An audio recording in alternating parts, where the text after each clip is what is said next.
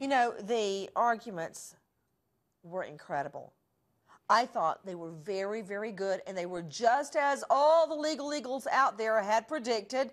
The state hammered down all of the circumstantial evidence that really left you with no reasonable doubt whatsoever, and the defense fired back with the medical examiners. And an interesting move, Alicia lawyers joining me tonight, Greg Skordas, former prosecutor in Salt Lake City, now defense attorney, Heather Hansen, defense attorney in New York, Danny Savalos, defense attorney in Philadelphia.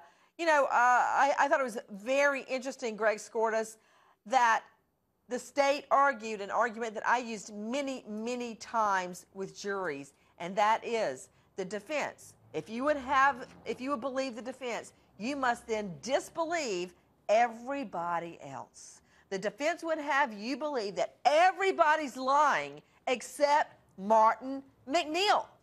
That was one of the things the state argued to the jury, Greg.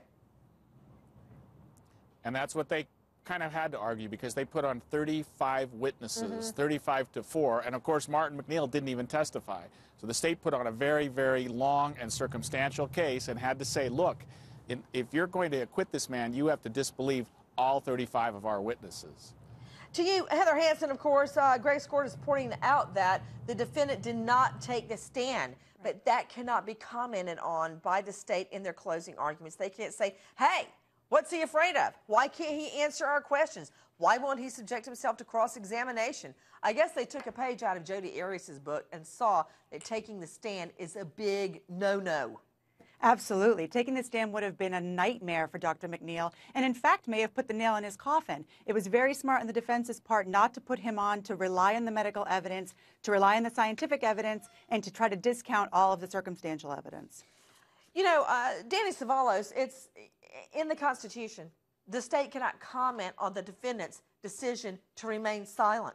That is a guaranteed right under the Fifth Amendment, and the state cannot comment on it whatsoever. Now, what the state could have commented on is if the defense had brought up other witnesses that could prove his innocence, they brought him up but didn't bring him on, they could comment on that.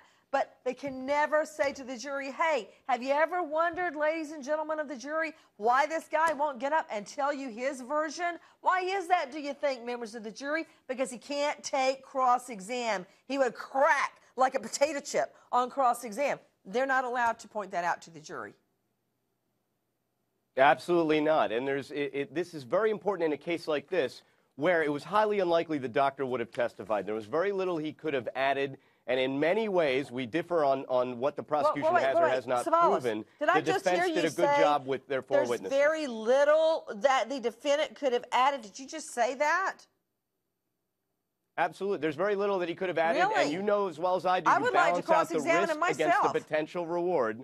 I think there's a lot Well, he you would could have add. liked to have heard from him, but that's not the way the Constitution works, Nancy. He could explain to me well, how that's not a constitutionally relevant question. How he managed Matt Zarrell the very first time he was left alone with Michelle, his wife. This is when Alexis's daughter was still in the home. There were 2 times she OD'd.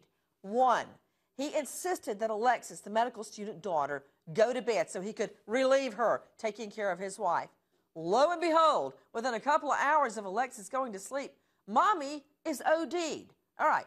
Then the second time, Alexis goes back to medical school. The very next morning, Mommy's dead, Matt.